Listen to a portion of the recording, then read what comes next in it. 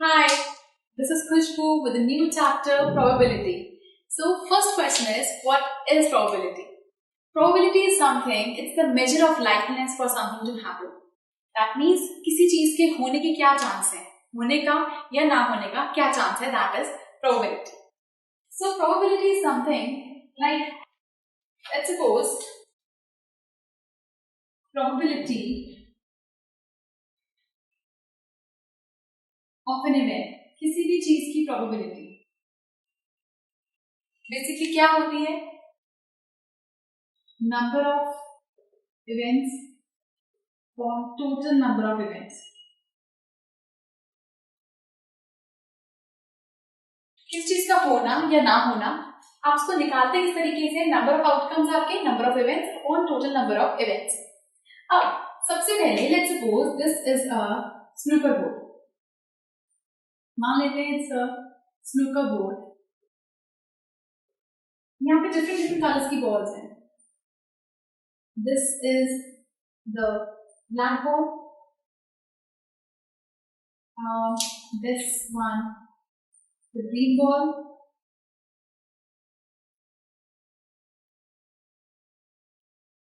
and this is red ball,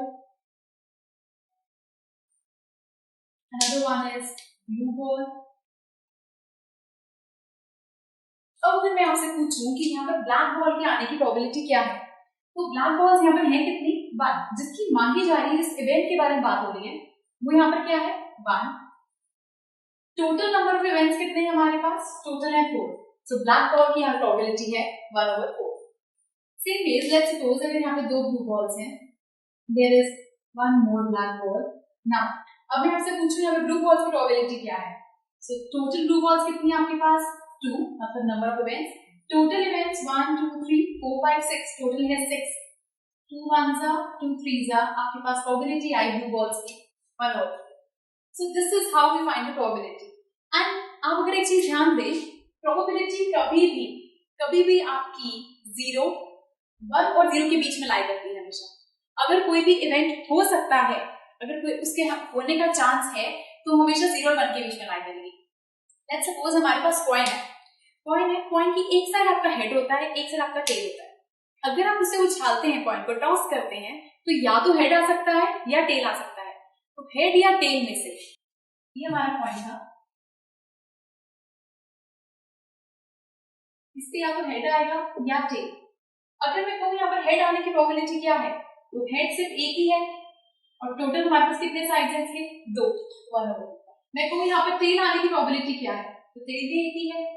outcomes total कितने हैं? 2, तो 1/2. सो 1/2 का मतलब कि ये डाइसी वाली चीज हो गई, या तो हेड आएगा या टेल आएगा. दोनों इवेंट्स के आने का चांस इक्वल है. So I am showing you this probability line. If you see, this is probability line. This is 0, this is 1/2 and this is 1.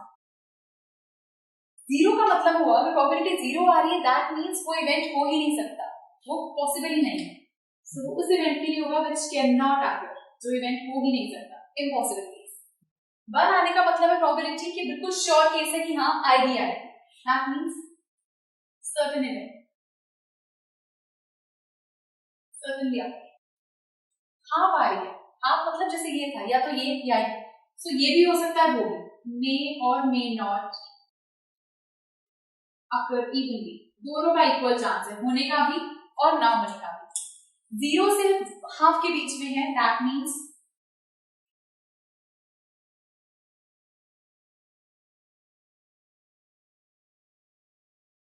Unlikely. This is likely. इस वाले केस में chance ज्यादा होगा इसका, लेकिन इस वाले केस में इसका चांस कम होगा. So remember one thing, probability आपकी हमेशा लाई करती है बिटवीन 0 to 1, किसी भी इवेंट की प्रोबेबिलिटी. एंड 0 आ रही है, दैट मींस वो इवेंट हो ही नहीं सकता, वो इम्पॉसिबल केस है. 1 आ रही है तो फॉर श्योर केस है कि हाँ यही आएगा. बट नेगेटिव कभी नहीं हो सकती है आपकी प्रोबेबिलिटी. एंड आपको ये चीज ध्यान रखना है, अगर आपने एक इवेंट की, लेट्स सपोज किसी इवेंट की प्रोबेबिलिटी PE है, इसके होने की प्रोबेबिलिटी PE है, probability of happening an event, but ना होने की निकालनी हो तो हम क्या करेंगे? अगर मुझे ना होने की निकालनी है, that this event does not occur. So कैसे निकालेंगे probability of E बार, होने की probability को अपने बनने से माइनस कर दिया, तो आपके पास आ जाएगा इसके ना होने की probability क्या है। अगर let's suppose एक कॉइन के अंदर अगर हम कॉइन टॉस करते हैं, कहते हैं हेड आने की probability is 1/2, तो टेल आने की क्या है, तो टेल आने के लिए अगर आप 1 में से 1/2 को माइनस कर देंगे आपके पास टेल क्या आ जाएगा। So, दो इवेंट्स के एक ही केस में दो इवेंट्स का सम प्रोबेबिलिटी का सम इज ऑलवेज 1। जैसे इसी केस में प्रोबेबिलिटी हेड आने की प्लस प्रोबेबिलिटी टेल आने की will always be equal to 1। हमेशा एक केस के लिए हमेशा 1 आएगी। लेट्स सी, देखते हैं 1/2 प्लस 1/2, ये आपके पास क्या आंसर है, 1 प्लस 1/2 मींस 2/2 मींस 1। कैंसिल करके आपके पास 1 ही आया है। एक पर्टिकुलर केस की बात हो रही है, वहां पर आपके उनके केसेस को ऐड करेंगे तो आपके पास प्रोबेबिलिटी 1 आएगी। Now let's move on to the first question, which is question number 2 from exercise 15.1, page number 308 from NCERT.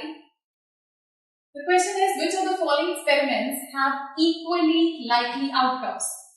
Equally likely outcomes किसके हैं और हमें explain करना है। So the first case is, a driver starts a car, attempts to start a car. The car starts or does not start. Driver गाड़ी start करता है, गाड़ी स्टार्ट होगी या नहीं होगी। सो फर्स्ट थिंग, ये काफी फैक्टर्स पे डिपेंड करता है गाड़ी स्टार्ट होगी या नहीं होगी, पेट्रोल है या नहीं, गाड़ी में सारी चीजें सही है या नहीं, so, काफी फैक्टर्स पे डिपेंड करती है चीज। So basically it's not an equally likely event. First answer is, this is not an equally likely outcome since it depends on many factors.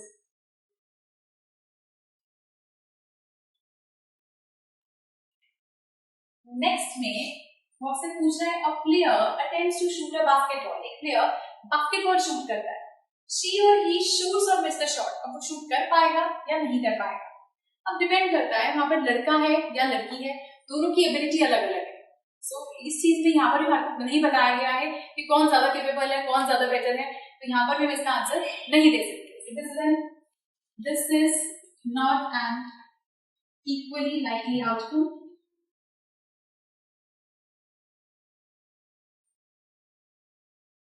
since the boy and girl's ability is different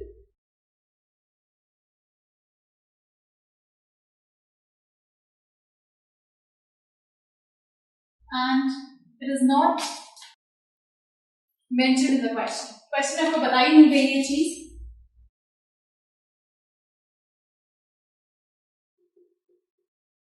Third part, a trial is made to answer a true-false question. The answer is right or wrong. अब true-false question हो रहा है, या तो true आएगा answer या false आएगा। So आपका आंसर सही होगा या गलत होगा, तो या तो सही हो सकता है या गलत, इसके अलावा कोई केस नहीं है। That means this is an equally likely event कि या तो वो हो सकता है या वो हो सकता है। जैसे हमने कॉइन वाला भी एग्जाम्पल किया, तो या तो हेड आ सकता है या टेल, दोनों के आने का चांस इक्वल है। So equally likely event. So this is an equally likely outcome. A baby is born, it is a boy or a girl. कोई बेबी बॉर्न हुआ है वो बॉय होगा या गर्ल, तो दोनों के आने का चांस बराबर है। यहाँ पर भी the same way this is an equally likely outcome, क्योंकि इसके अलावा तीसरी और कोई चीज नहीं है, या तो बॉय होगा या गर्ल होगा। So it's an equally likely outcome. So आपको बस यहाँ पर ये देखना होता है जिन केसेस में बिल्कुल इक्वल प्रोबेबिलिटी हो, या ये होने की या ये होने की, वहां पर हम कहते हैं इक्वल लाइकली इवेंट्स हैं। और जहां पर नहीं पता कि किसके केस में ज्यादा हो सकता है किसमें कम, वो केसेस इक्वल लाइकली में नहीं आते। This was second question from exercise 15.1 and do watch the next video for some more questions. Goodbye.